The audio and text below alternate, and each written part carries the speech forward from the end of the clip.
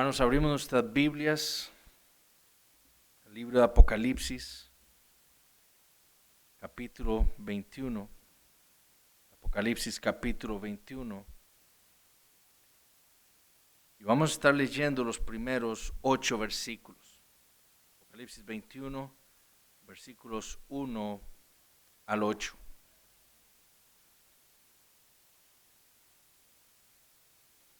Dice así la palabra del Señor. Vi un cielo nuevo y una tierra nueva, porque el primer cielo y la primera tierra pasaron, y el mar ya no existía más. Y yo, Juan, vi la santa ciudad, la nueva Jerusalén, descender del cielo de Dios, dispuesta como una esposa ataviada para su marido. Y oí una gran voz del cielo que decía: He aquí el tabernáculo de Dios con los hombres, y Él morará con ellos, y ellos serán su pueblo, y Dios mismo estará con ellos como su Dios. Enjugará Dios toda lágrima de los ojos de ellos, y ya no habrá muerte, ni habrá más llanto, ni clamor, ni dolor, porque las primeras cosas pasaron. Y el que estaba sentado en el trono dijo: He aquí, yo hago nuevas todas las cosas. Y me dijo: Escribe, porque estas palabras son fieles y verdaderas. Y me dijo: Hecho está, yo soy el alfa y la omega, el principio y el fin. Al que tuviere sed, yo le daré gratuitamente de la fuente del agua de la vida. El que venciere, heredará todas las cosas, y yo seré su Dios, y él será mi hijo. Pero los cobardes e incrédulos, los abominables y homicidas, los fornicarios y hechiceros, los idólatras y todos los mentirosos tendrán su parte en el lago que arde con fuego y azufre, que es la muerte segunda. La semana pasada iniciamos el estudio de la séptima y última visión que les dio el Señor a estos creyentes en Asia Menor por medio del apóstol Juan. La visión de esta utopía divina, la visión de ese lugar con el que siempre han soñado los hombres, la visión de ese lugar al que los hombres han soñado regresar desde que lo perdimos un día con Adán. Pero esta visión no es la visión de una utopía humana. La visión que el Señor le dio a todos estos creyentes en Asia Menor es la visión de algo que solo Dios puede hacer. En esta utopía, en este lugar de perfección, todas las cosas son hechas nuevas. Lo que fue el primer orden de las cosas ya pasó. Lo que antes existía, ese mar que representaba toda la oposición a Dios, todo el mal, dejó de existir. Y lo que era un sueño para estos hermanos, la gloria con el pueblo de Dios, Juan entonces la ve ahora descendiendo del cielo en gloria y vestida para ese anhelado día de bodas. Esta visión era necesaria para estos hermanos en Asia Menor. Como ya sabemos, estos hermanos estaban sufriendo cosas terribles. Estaban siendo perseguidos por el imperio romano por causa de su fe. El mismo apóstol Juan, si recordamos lo que dijo en el capítulo 1, él dijo que él era copartícipe con ellos en las tribulaciones. Estaban sufriendo las acusaciones de los judíos, que los consideraban a ellos una secta herética. Estaban siendo atormentados por falsos apóstoles, falsos profetas, falsos maestros en medio de ellos, y por falsos hermanos que habían comprometido su fe por congraciarse con el mundo, para estar bien en esta vida. Y en medio de todo ese caos, lo que el Señor requería de ellos era la perseverancia. Al que venciere, fue lo que les repitió una y otra vez en los capítulos 2 y 3.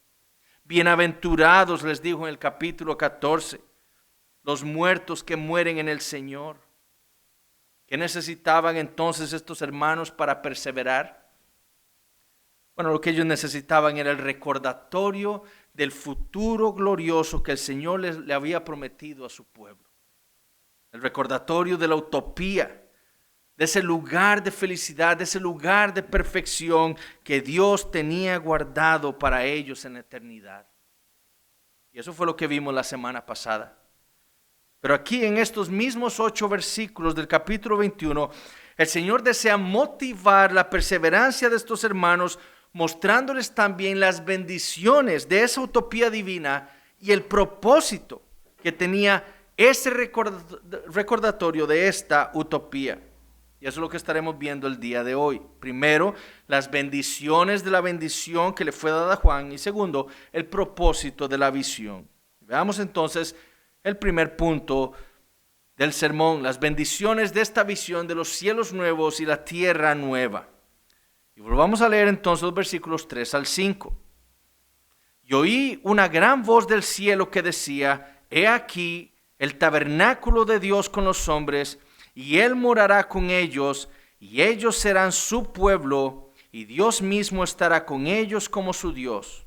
Enjugará Dios toda lágrima de los ojos de ellos, y ya no habrá muerte, ni habrá más llanto, ni clamor, ni dolor, porque las primeras cosas pasaron. Y el que estaba sentado en el trono dijo: He aquí, yo hago nuevas todas las cosas. Y me dijo: escribe, porque estas palabras son fieles y verdaderas. Juan entonces ahora no solo ve una visión, sino que él escucha una voz. Y la evidencia textual demuestra que esta voz sale directamente del trono de Dios. Y si estamos poniendo atención a la lectura, es claro que esta voz no es la voz del Señor. Lo más probable es que sea la voz de alguno de esos ángeles que hemos escuchado a todo lo largo del libro de Apocalipsis, que están al servicio directo de Dios. Y lo que esta voz hace es anunciar una de las verdades más esperadas por el pueblo de Dios. Anunciar una de las promesas más hermosas que el Señor le ha dado a la iglesia. He aquí el tabernáculo de Dios con los hombres, y Él morará con ellos, y ellos serán su pueblo, y Dios mismo estará con ellos como su Dios. Esta, mis hermanos, es la promesa que el pueblo de Dios ha guardado desde siempre.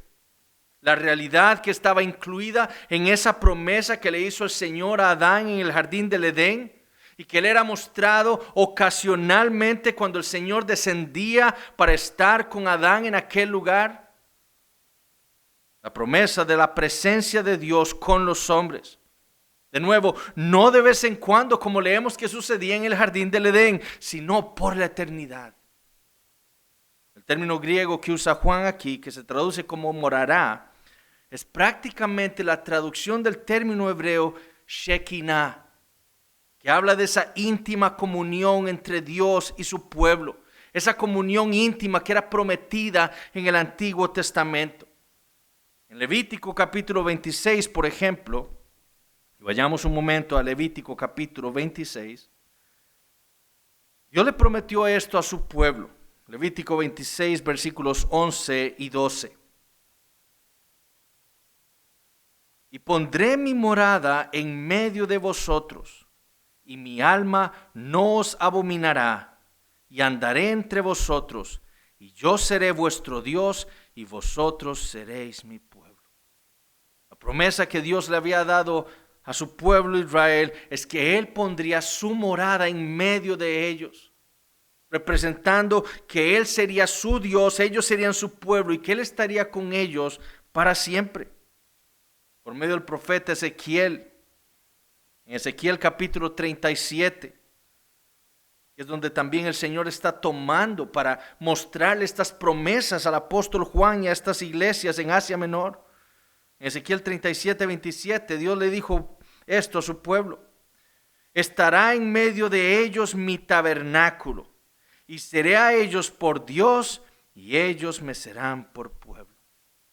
De nuevo, una promesa de Dios para su pueblo era que Él estaría habitando en medio de ellos. Esta promesa le fue mostrada, como dijimos, a Adán en Edén. Le fue mostrada a Israel en aquella columna de nube, columna de fuego, cuando ellos salieron de Egipto. Dios estaba con ellos delante y detrás, guiando su salida de Egipto, guardándolos, cuidándolos de su salida, de sus enemigos. Esta promesa también le fue mostrada luego a Israel en el tabernáculo, en donde estaría la presencia misma de Dios ahí adentro en el lugar santísimo. Luego en el templo. Pero Pero también en el Nuevo Testamento esta promesa le fue dada al pueblo de Dios en el Señor Jesucristo. El mismo apóstol Juan escribió lo siguiente acerca del Señor en Juan 1:14. Y aquel verbo del que habló en el versículo 1, que era Dios, aquel verbo fue hecho carne, se encarnó y habitó entre nosotros. Literalmente tabernaculó entre nosotros. Habitó, moró entre nosotros. Y vimos su gloria, gloria como del unigénito del Padre, lleno de gracia y verdad. Dios habitó en medio de su pueblo, en el tabernáculo en el Antiguo Testamento. Pero en Cristo, Él mismo habitó entre los hombres. Cristo era el cumplimiento entonces de ese nombre que le fue dado a Israel en el Antiguo Testamento, Emmanuel, Dios con nosotros. Él era Dios tabernaculando, morando, habitando, por así decirlo, entre nosotros. Y ahora, después de Pentecostés, Dios habita con su pueblo por medio del Espíritu Santo, a quien Dios el Padre le ha dado a su pueblo, a los creyentes, para que more con nosotros y para que esté con nosotros, como dice Juan 14, para que, como dice el versículo 23 de Juan 14, el Padre y el Hijo moren con cada uno de los creyentes. Ahora Dios el Padre habita con su pueblo por medio de su Espíritu Santo, al cual Dios el Padre y Dios el Hijo han enviado para que el Padre y el Hijo moren con nosotros en nuestros corazones. Pero mis hermanos, esta siempre ha sido la promesa de Dios para la iglesia. Su promesa de su presencia, su íntima comunión con nosotros por la eternidad. Para eso fue que Dios nos creó, para que los hombres como sus criaturas, como los portadores de su imagen, habitáramos con Él para siempre. Pero esa presencia entonces fue dividida, fue impedida por causa de nuestro pecado. Adán violentó el pacto que Dios le había dado y así tuvo que ser echado de la presencia de Dios. Y Dios desde entonces ha estado habitando con su pueblo de estas maneras en las que las leímos en el Antiguo Testamento. Pero esta presencia, su íntima comunión con el pueblo de Dios por la eternidad, es la primera bendición que se le muestra a Juan en esta utopía divina. Juan, el Señor le muestra al apóstol Juan los cielos nuevos, la nueva tierra. Le muestra a la iglesia en gloria descendiendo del cielo, ataviada para el día de su boda, con el Cordero. Y la primera bendición que se le muestra de esa utopía divina que va a disfrutar la iglesia en la gloria es a Dios tabernaculando con nosotros. Dios morando, habitando con nosotros por la eternidad. De nuevo, hermanos, lo que hace de esta visión en Apocalipsis capítulo 21 una utopía no es la novedad de la creación. Lo que hace de esa utopía de Apocalipsis capítulo 21 una utopía, un lugar perfecto, no es que la creación haya sido renovada. No es tampoco la inexistencia del mal. Eso no es lo que hace de ese lugar una utopía. Lo que hace de esta visión una utopía es la presencia de Dios con su pueblo por la eternidad. Eso es lo que nosotros deseamos como iglesia, como el pueblo de Dios. Una presencia de Dios sin interrupciones. Es la experiencia ininterrumpida que tendrá la iglesia con su más grande tesoro, que es el Señor, por la eternidad. De nuevo, ya no ocasionalmente como sucedió en Edén, ni por un tiempo como ocurrió con el tabernáculo y después con el templo, ni por 3 años como sucedió con el Señor Jesucristo cuando habitó en la tierra, en su ministerio. La gran bendición de esta utopía divina es el cumplimiento de Emmanuel, Dios con nosotros por la eternidad. Como escribió Joel Vicky, el tabernáculo ya no está en el desierto. El tabernáculo ya no está en Silo o Jerusalén. Ahora, o sea, en esta utopía divina, la morada de Dios, el lugar santo y el lugar santísimo llena la tierra. Y no hay tierra, ni lugar, ni tiempo en esta era en donde Dios no esté. No habrá una actividad en la nueva era en la que Dios no esté manifiestamente presente con usted, el creyente. No habrá un momento sin la presencia de Dios. Los puritanos, dice Vicky, hablaban de la noche oscura del alma, cuando Dios se alejaba de la conciencia de su pueblo. No habrá tiempos como esos en la nueva era, pues el Señor morará con su pueblo siempre. Es por eso que el ángel dice al final del versículo 3, ellos serán su pueblo y Dios mismo estará con ellos como su Dios. No será en una nube, no será en una columna de fuego, sino que será Dios mismo en Cristo Jesús morando con su pueblo por la eternidad. Dios mismo con su pueblo por la eternidad. Dios mismo estará con ellos como su Dios, dice el versículo 3. Y de nuevo, el Señor le está recordando a Juan todas esas promesas que el Señor le había dejado a su pueblo en el Antiguo Testamento. El Señor está recordándole a Juan todas aquellas promesas que Dios le había dado a su pueblo en la antigüedad por medio de sus profetas. Juan recuerda, hermanos, en estas iglesias, recuerden estas cosas. Específicamente las promesas del nuevo pacto. Como lo dijo por medio del profeta Jeremías, por ejemplo. Pero este es el pacto que haré con la casa de Israel después de aquellos días, dice Jehová. Daré mi ley en su mente y la escribiré en su corazón. Y escuchen esto, y yo seré a ellos por Dios y ellos me serán por pueblo. Como lo dijo por medio del profeta Ezequiel. Habitaréis en tierra que di a vuestros padres y vosotros me seréis por pueblo y yo seré a vosotros por Dios. Como lo dice el apóstol Pedro en su primera carta. Mas vosotros sois linaje escogido, real sacerdocio, nación santa. Escuchen esto, pueblo adquirido por Dios, para que anunciéis las virtudes de aquel que os llamó de las tinieblas a su luz admirable. Vosotros que en otro tiempo no erais pueblo, pero que ahora sois pueblo de Dios. Que en otro tiempo no habíais alcanzado misericordia, pero ahora habéis alcanzado misericordia. De nuevo, lo que hace de esto una utopía es que los creyentes morarán con Dios mismo por la eternidad. No habrá un solo momento en la eternidad cuando el creyente pueda decir, no siento la presencia de Dios. Ese sentimiento no existirá en la eternidad. ¿Por qué? Porque Dios ha prometido morar con su pueblo para siempre. Él mismo dice aquí, Apocalipsis 21, estará con nosotros como nuestro Dios. Ahora, no solo esa bendición es la que Dios le dará a su pueblo.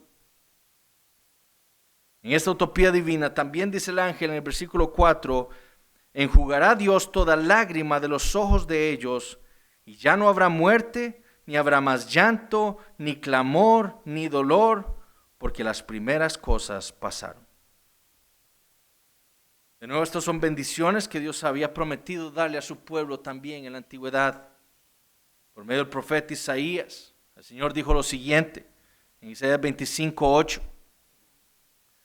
Destruirá a la muerte para siempre, y enjugará Jehová el Señor toda lágrima de todos los rostros, y quitará la afrenta de su pueblo de toda la tierra, porque Jehová lo ha dicho.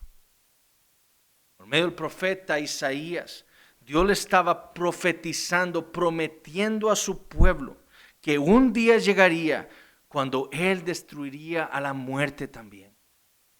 Eso lo vimos ya como el Señor le fue presentado o se lo presentó a Juan en Apocalipsis capítulo 20. Cuando Él ya destruyó a ese último enemigo de su pueblo, a la muerte y al Hades, y los echó al lago de fuego con el dragón, la bestia, el falso profeta y todos los incrédulos. Bueno, Dios lo había prometido eso por medio del profeta Isaías. Él un día destruiría la muerte para siempre y enjugaría toda lágrima de todos los rostros. Quitaría la afrenta, la vergüenza de su pueblo, de toda la tierra. También en Isaías 35:10, anunciándoles Dios el futuro glorioso de su pueblo, les dijo esto: y los redimidos de Jehová volverán y vendrán a Sión con alegría, y gozo perpetuo será sobre sus cabezas, y tendrán gozo y alegría, y huirán la tristeza y el gemido. Ahora pregunto, ¿cuándo se cumplió esto en Israel? Nunca. Israel como pueblo, como etnia, nunca conoció el gozo perpetuo. Ni siquiera cuando Dios los trajo de vuelta de Babilonia, por ejemplo, de la cautividad. Israel como etnia nunca conoció la vida sin tristeza. Esta es una profecía que se cumpliría en la eternidad cuando la iglesia, el pueblo de Dios, el verdadero Israel, more con Dios en esta utopía divina. El Señor le está recordando a Juan que todas esas promesas en el Antiguo Testamento tienen su cumplimiento en la eternidad con la iglesia. Es ahí cuando Dios va a quitar toda tristeza y va a traer gozo perpetuo a su pueblo por la eternidad. Es la misma profecía de Isaías 65:19. Y me alegraré con Jerusalén y me gozaré con mi pueblo, y nunca más se oirán en ella voz de lloro ni voz de clamor. En esta utopía divina, todo lo que pertenecía a este orden de las cosas dejará de ser. En este mundo, en esta vida, ahora, en el presente, los hombres experimentamos el dolor, experimentamos el llanto, experimentamos la muerte, porque es un mundo que está corrompido por el pecado. Nuestros cuerpos están corrompidos por el pecado. Y es por eso que nos da cáncer, es por eso que nos enfermamos, es por eso que hay virus que causan pandemias mundiales, porque vivimos en un mundo caído. Pero en la utopía divina, nada de eso existirá más. Esas primeras cosas, dice al final del versículo 4, pasaron. En el nuevo cielo y en la tierra nueva ya no habrán enfermedades. Ya no habrán pandemias que maten a millones de personas. Ya no habrá cáncer que le quite la vida a nuestros familiares, a nuestros conocidos. Ya no habrá pecado con el cual nosotros tengamos que luchar y sufrir. Ya no habrá persecución, porque los enemigos del pueblo de Dios han sido quitados de en medio y han sido echados al lago de fuego por la eternidad. Ya no habrán falsos maestros que engañen a miles de personas. Como veremos más adelante, tampoco habrán falsos creyentes. En esta utopía estarán únicamente los 144,000. Los verdaderos creyentes, el pueblo de Dios, de toda nación, tribu y lengua. Su pueblo, a los cuales ha redimido el Señor Jesucristo por la eternidad. Todo aquello que nos atormenta, que nos causa dolor en esta vida, dejará de existir en esta utopía que Dios tiene reservada para su pueblo en la eternidad. Las primeras cosas de nuevo pasaron. Eso fue lo que escuchó Juan decir a este ángel. Todo eso malo dejará de existir. En la eternidad, después del juicio final, para el pueblo de Dios lo único que hay es un cielo nuevo y una tierra nueva. Es por eso, porque ahora Dios mismo, desde su trono, vuelve a enfatizar esta verdad. Versículo 5. Y el que estaba sentado en el trono dijo: He aquí, yo hago nuevas todas las cosas. Estos creyentes y nosotros el día de hoy, viviendo en medio de un mundo lleno de maldad y caos, necesitamos ser recordados lo que Dios va a hacer en el futuro. Esto es necesario, este recordatorio que el Señor nos está dando hoy es necesario para nuestras vidas. Esta utopía es la obra de Dios, como dijimos la semana pasada. Es Él el que hace todo nuevo. Es Él el que quitará todo lo malo. Aquel que no es hombre para que mienta, como le dijo Dios a Moisés en Números 23. Aquel que es fiel, como le dijo el apóstol Pablo a los tesalonicenses. Él es quien lo asegura. Es Él quien asegura que Él va a hacer todas las cosas nuevas. Y esa fue la razón por la cual el Señor le ordenó al apóstol Juan a escribir todas estas visiones. Escribe, porque estas palabras son fieles y verdaderas. Lo que Juan quiere que estos hermanos entiendan es esto: no duden. No duden, mis hermanos. Estos hermanos están sufriendo terribles cosas como nosotros el día de hoy. Y quizás peores. Están siendo perseguidos. Empiezan a haber mártires en medio de sus iglesias por causa de su fe en el Señor Jesucristo. Sus iglesias están inundadas de falsos maestros enseñando que el cristiano puede fornicar, que puede vivir como el mundo y seguir siendo cristiano. Están experimentando el hambre, porque para poder trabajar, para poder tener dinero, tienen que ser parte de esos gremios comerciales y participar de la idolatría y la fornicación que ocurrían ahí en esos lugares. Si no participaban, entonces no tenían trabajo y no podían comer y verían a sus familias morir de hambre y ellos mismos también. No duden, es lo que Juan quiere que estos entiendan.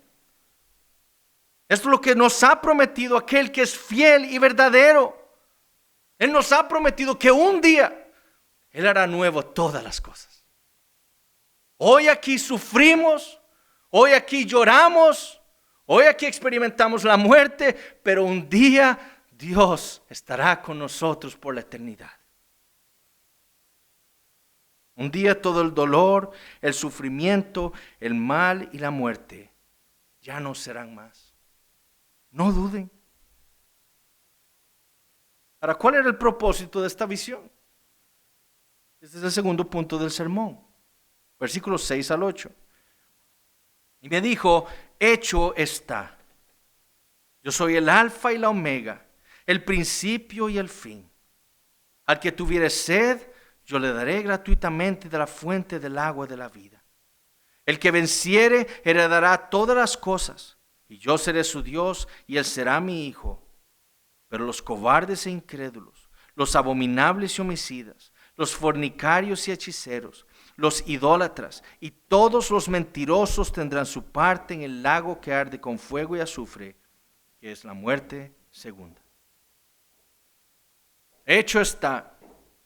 Literalmente, hechas están. El término aquí en el original se encuentra en tercera persona plural. Entonces, literalmente es hechas están. Es decir, desde la perspectiva de Dios, desde la perspectiva divina, todas las cosas del versículo 5 ya son hechas nuevas. Es lo que el Señor está diciendo. En mi mente, desde mi perspectiva, ya todo está hecho. Todo lo he hecho nuevo. En la mente de Dios, esta utopía divina es una realidad. Este cielo nuevo y esta tierra nueva y todas las bendiciones que vienen con ellos llegarán a existir. Aquí no hay espacio, lo que el Señor le dice a Juan, para dudar. Si Él, que es el fiel y verdadero, lo ha dicho, entonces todas estas cosas hechas nuevas serán. Para afirmar esta realidad, el Señor le recuerda al apóstol y a todos estos creyentes en Asia Menor quién es Él.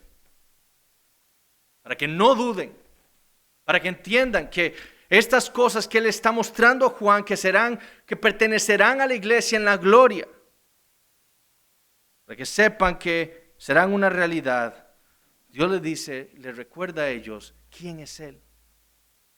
Yo soy el alfa y la omega, el principio y el fin.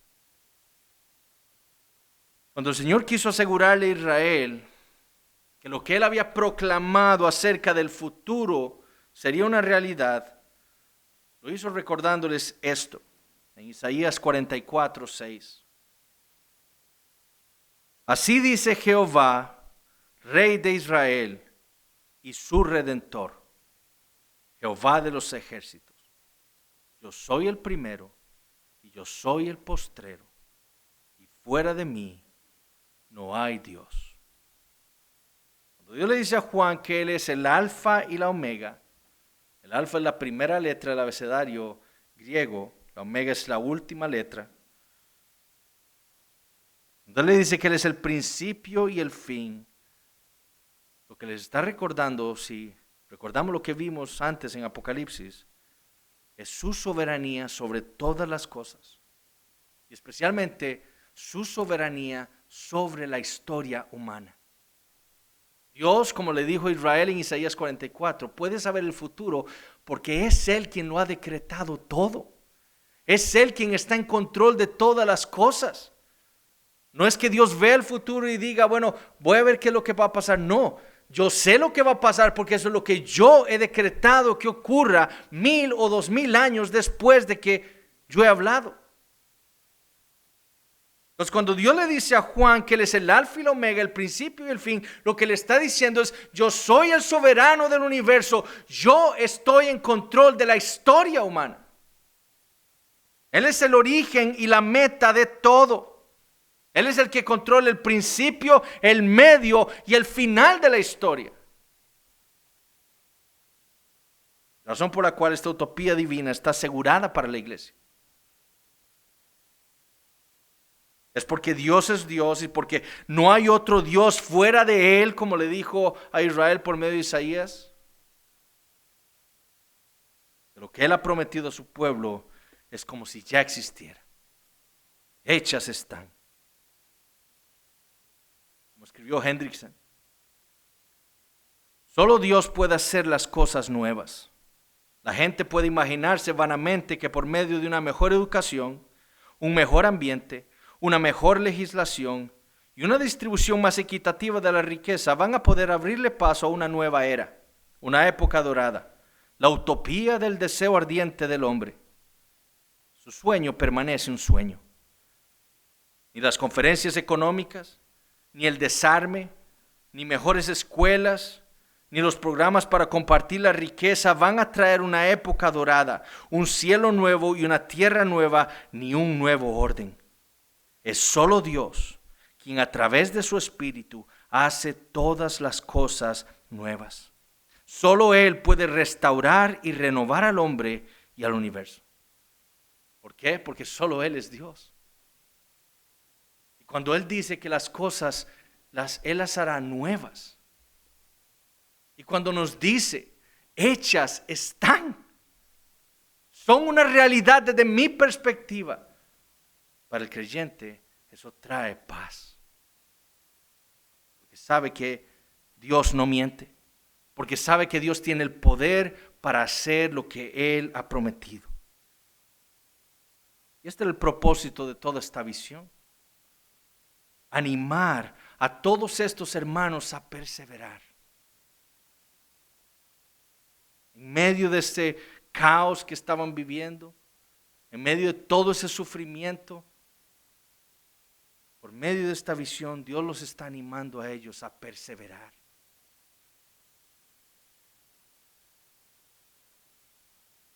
Ellos debían saber que quien estaba prometiendo todas estas cosas, lo haría.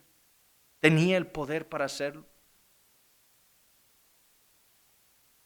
Para que todos aquellos que tuvieran sed espiritual le buscaran. Él había prometido en el pasado por medio de sus profetas quitar la sed de todos aquellos sedientos espirituales. Él les había prometido darle gratuitamente de la fuente del agua de vida a todo aquel que viniera a Él con sed, entendiendo su necesidad de Dios. Como lo dijo por medio del profeta Isaías. Isaías capítulo 55, versículo 1. A todos los sedientos, venid a las aguas. A todos los que no tienen dinero, venid, comprad y comed. Venid, comprad sin dinero y sin precio vino y leche. Como escribió el salmista en el Salmo 36, 8. Porque contigo está el manantial de la vida, en tu luz veremos la luz. Como le dijo el Señor a la mujer samaritana, si tú supieras quién soy yo, y si tú supieras quién eres tú me pedirías agua. Yo te daría agua viva. El Dios soberano del universo es la fuente de la vida eterna. Y si Él ha dicho que Él le dará esa vida a todos aquellos que vienen a Él con sed, entendiendo que esto es un don de su gracia y su misericordia, no por nuestros esfuerzos o por nuestros méritos, que no se puede comprar con dinero, eso es lo que Él haría. ¿Qué quería el Señor que hicieran estos hermanos? ¿Qué quiere el Señor que hagamos nosotros el día de hoy? Que confiemos en Él y que dependamos de su gracia siempre. Él ya nos ha dado a nosotros el agua de la vida en su Hijo Jesucristo. Manantiales corren ahora en nuestro ser. Si usted ha creído en el Señor Jesucristo, venzamos entonces a este mundo malo. Venzamos al pecado, al dragón, a la bestia, al falso profeta que están en acción el día de hoy en este mundo. No nos dejemos engañar por la gran ramera, por este mundo corrupto. No, más bien seamos vencedores. Veamos lo que dice el versículo 7. El que venciere heredará todas las cosas. De nuevo es el Señor animando a estos creyentes a perseverar. Todas las promesas que les dio en los primeros capítulos 2 y 3, eran para los que vencieran en esta vida, para los que perseveraran en la fe hasta el final. Serán ellos los que comerán del árbol de la vida. Serán ellos los que no sufrirán la muerte segunda, la condenación. Serán ellos los que comerán del maná escondido, los que tendrán autoridad, los que serán vestidos con vestiduras blancas, los que serán columna en el templo de Dios, que se sentarán con Cristo en su trono. Como leemos aquí en el versículo 7, los que heredarán el cielo nuevo y la tierra nueva, los que perseveren hasta el final, los vencedores. ¿Qué motivación entonces para perseverar?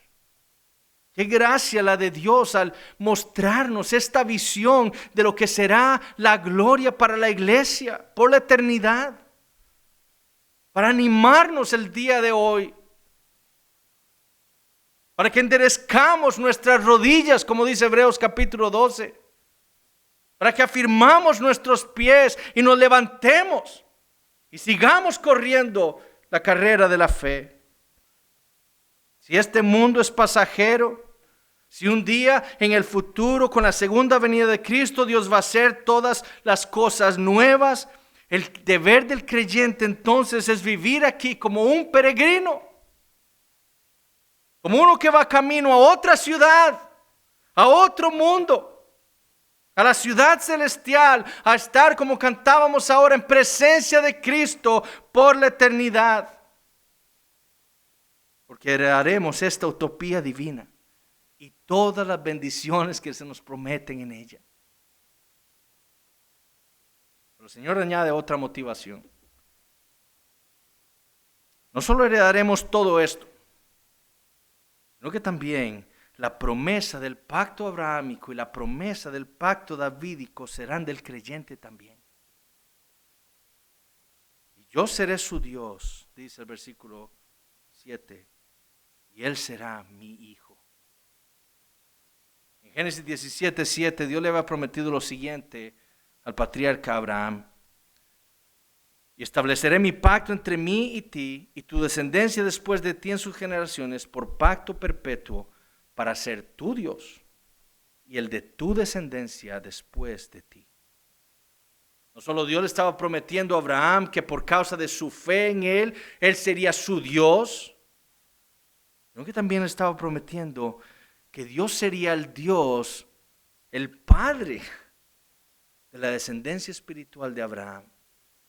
Y como nos explica Pablo en el Nuevo Testamento, son los creyentes, que poseemos la misma fe de Abraham. A David, ¿qué le prometió Dios a David en el pacto davídico? 2 Samuel 7, 14. Yo le seré a él padre y él me será mi hijo.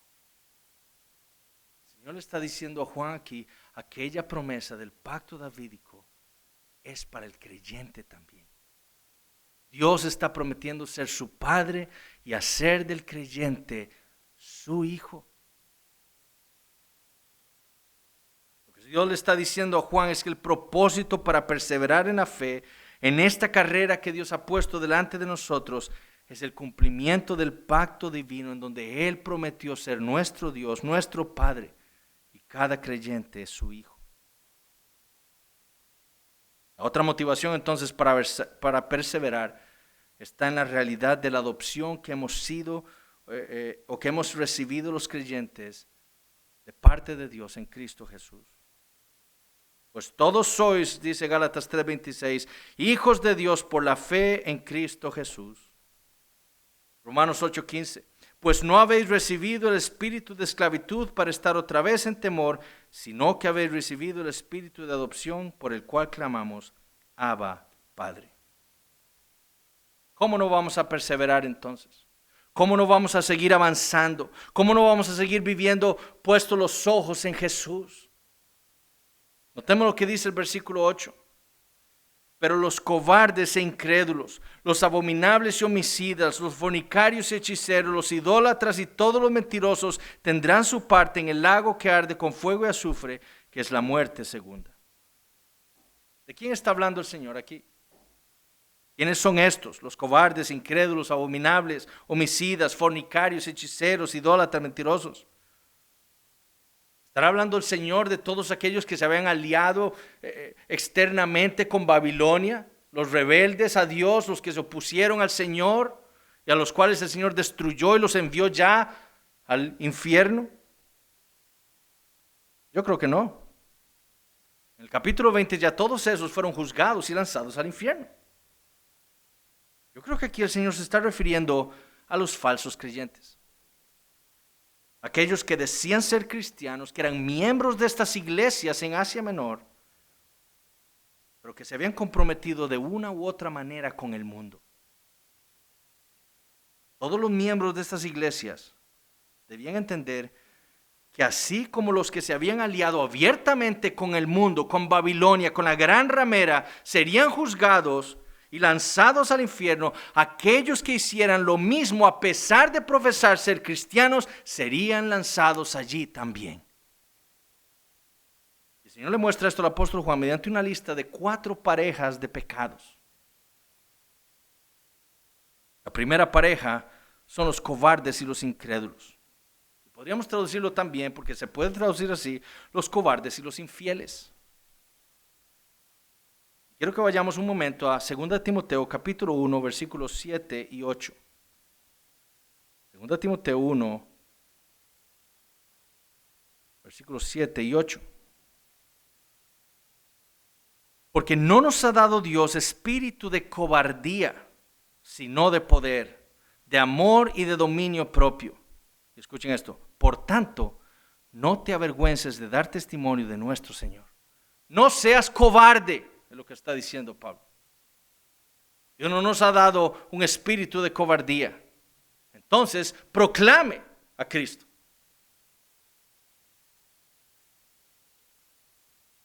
Los cobardes y los infieles son todos aquellos que, contrario a los que vencieron, se acobardaron por causa de la persecución y prefirieron el mundo y sus cosas. Prefirieron callar Cuando llegó el romano, el soldado romano, a decirle, ¿eres tú cristiano? Ellos dijeron, no, César es Señor. Son aquellos que no tienen raíz. La parábola del sembrador. Y cuando vienen las pruebas, se van. Esos son los cobardes. Aquellos que profesaron fe una vez en el Señor Jesucristo, pero cuando se vieron forzados y se vieron en problemas por decir ser cristianos, prefirieron el mundo. Y esta idea es reforzada con el pecado que le hace pareja, que es la infidelidad o la incredulidad. Aquellos que niegan la fe para salvar sus vidas. Los infieles a Dios. Prefieren serles infieles a Dios que pasarla mal aquí en esta vida. Son los apóstatas de Hebreos capítulo 6. O aquellos de los que habló el apóstol Juan en su primera epístola. Que salieron de nosotros para demostrar que no eran de nosotros. Infieles, cobardes. Los segundos en la lista son los abominables y homicidas. Estos igual son aquellos que profesaron la fe cristiana, pero que entonces ahora se unieron al culto imperial. No solo se unieron en sus actos inmorales, sino que también se unieron en la persecución y el asesinato de creyentes como Antipas. Ellos más bien ahora servían para acusar a aquellos que una vez llamaron sus hermanos en la fe.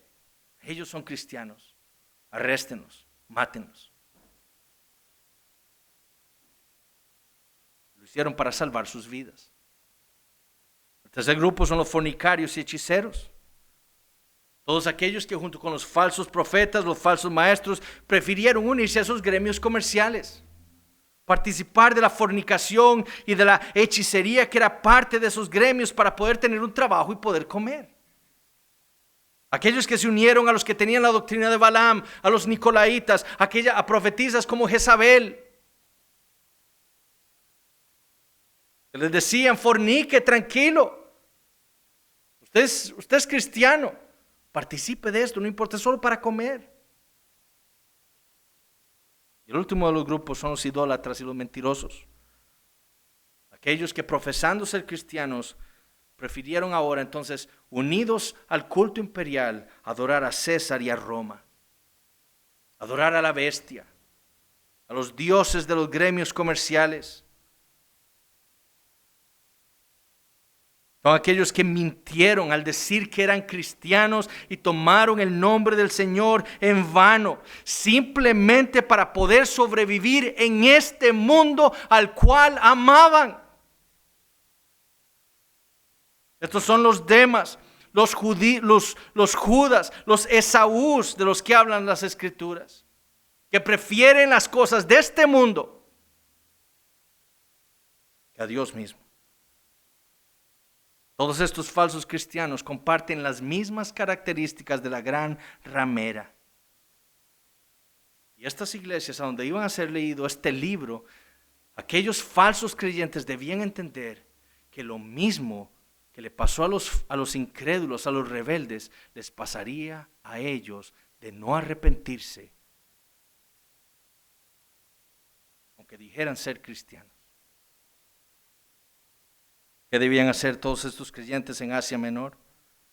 ¿Qué debemos hacer nosotros que profesamos ser discípulos de Cristo el día de hoy? Perseverar. Ese es el llamado que el Señor nos está haciendo el día de hoy en este pasaje. Él nos está llamando a perseverar, a vencer, a perseverar hasta el fin. ¿Cómo lo está haciendo el Señor? Dándonos esta visión de la eternidad. Recordándonos la gran bendición que tendremos un día en el futuro, en la gloria, cuando Él esté con nosotros para siempre. Cuando no haya nada de lo que en esta vida nos atormenta. Él nos llama a perseverar en este mundo. Yo creo que muchas veces Dios trae todas estas pruebas a nuestras vidas, estas pandemias, para probar nuestra fe. Para probar cómo estamos nosotros, para probar quiénes somos nosotros en realidad, para ver si realmente estamos luchando para llegar a esa utopía que Él ha hecho ya para nosotros. Para ver si somos como Abraham, que anduvo en la tierra prometida, la cual Dios le había prometido a él, entendiendo que esa no era el lugar que Dios le había prometido, sino que él andaba de errante de aquí para allá, entendiendo que había una ciudad celestial que Dios le había prometido a él. Para ver si somos como José, que él entendía: Egipto no es mi tierra. Este mundo que está representado por Egipto en el Antiguo Testamento, lleno de corrupción y maldad, no es mi mundo. Saca mis huesos de aquí y los sacas y los entierras en la tierra prometida, porque yo no pertenezco a este mundo. A ver si somos como los profetas, que anduvieron de acá para allá en cuevas, fueron pobres, sufrieron hambre, sufrieron persecución, sufrieron la muerte por causa de su fe en el Señor Jesucristo. Y lo sufrieron todo, ¿por qué? Porque ellos creyeron la promesa de Dios. Un día Él haría todas las cosas nuevas. Esta pandemia, mis hermanos, va a revelar muchas cosas. Va a revelar muchas cosas de nosotros, los miembros de esta iglesia local.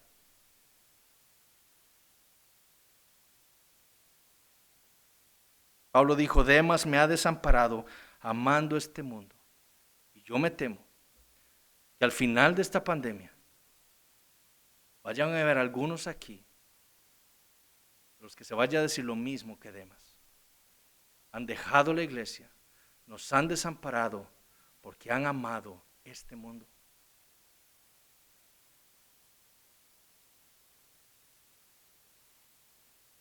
¿Hay algo en este mundo que usted prefiera, en el cual usted esté poniendo ahora su corazón para desobedecer al Señor, para no perseverar en la fe, para no perseverar en la obediencia que usted le debe al Señor, que usted profesa tener? Entre nosotros se han ido algunos, porque entendiendo lo que dice la palabra de Dios, prefirieron salir de la iglesia, irse afuera al mundo, dejar la comunión de los santos, porque querían una novia o un novio incrédulo. Quizás haya alguno entre nosotros el día de hoy que tenga su corazón en algo del mundo y esté diciendo: ¿cómo puedo hacer yo para obtener eso? Lo que vaya a hacer es dejar la iglesia, entendiendo lo que Dios dice, solamente por buscar algo en el cual ha puesto su corazón, algo del mundo.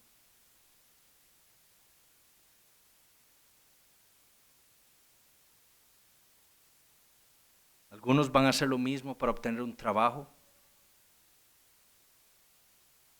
Aquí solo aceptamos personas que estén de acuerdo con la ideología de género. ¿Usted está de acuerdo con eso? Es el único trabajo que voy a obtener, no importa, sí, yo lo acepto. Algunos van a hacer eso para ser agradables a otros, para no tener problemas en su casa. Eso, mis hermanos, es apostasía. Eso es ser un cobarde e infiel, un mentiroso. Lo que el Señor nos dice es que aquellos que hagan tal cosa, que prefieran el mundo antes que esa utopía que Dios le ha prometido a su pueblo, perecerán en el lago de fuego que arde con azufre. Están demostrando que no son verdaderos cristianos. El que ama al mundo no puede amar a Dios. Nadie puede tener dos señores. Por eso que el Señor también nos llama al arrepentimiento, a examinarnos a nosotros mismos, dónde está nuestro corazón, y arrepentirnos si hay algo de amor por el mundo. Hemos estado desobedeciendo al Señor por algo que querramos en esta vida, nos arrepintamos, entendamos que en el Señor hay perdón. Pero también, niños, el mundo quiere hacerles creer a ustedes que este mundo es bueno, que los regalos que Dios nos ha dado en esta vida es lo que nosotros debemos desear.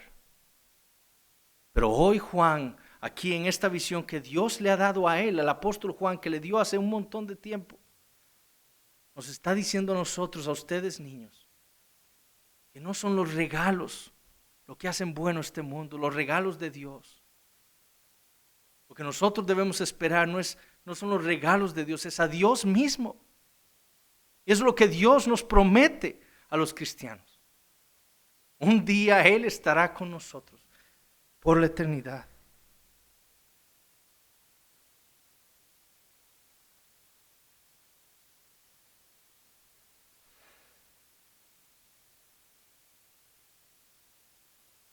Y es a Él al que ustedes deben ir. Dios promete que si ustedes van a Él, pidiendo perdón, entendiendo que ustedes han pecado contra Él, pero entendiendo que Él ha dado a Jesús para salvar a niños pequeños como ustedes, Él los va a salvar. En Él está la vida. Oremos.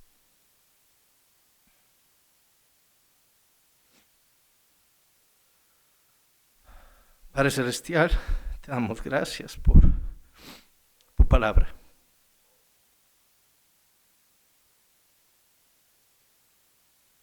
Te pedimos perdón, Señor, por nuestra incredulidad.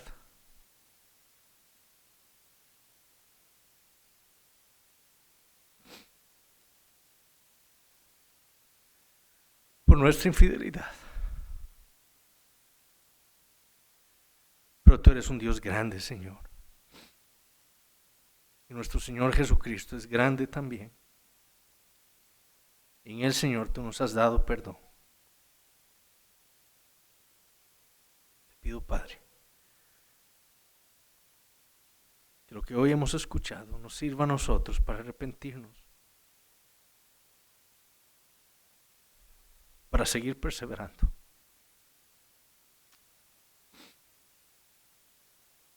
Cuida de tu iglesia. Oh Señor, guarda a aquellos que están dudando. Guarda a aquellos que están, Señor, cediendo al mundo. Guarda a aquellos, Señor, entre nosotros que tienen su corazón en alguna cosa de este mundo, Señor. Cuida de tu iglesia. Te pido, Señor, que salves a nuestros niños. Que puedan ver en nosotros el ejemplo de personas que tienen una meta, que entienden, Señor, el regalo que tú le tienes a tu pueblo en la eternidad. Que vean en sus padres, Señor, personas que te aman a ti y que desean estar contigo, que prefieren dejar el mundo y sus cosas. Te doy gracias, Señor, en nombre de Jesús. Amén. Estamos despedidos, hermanos.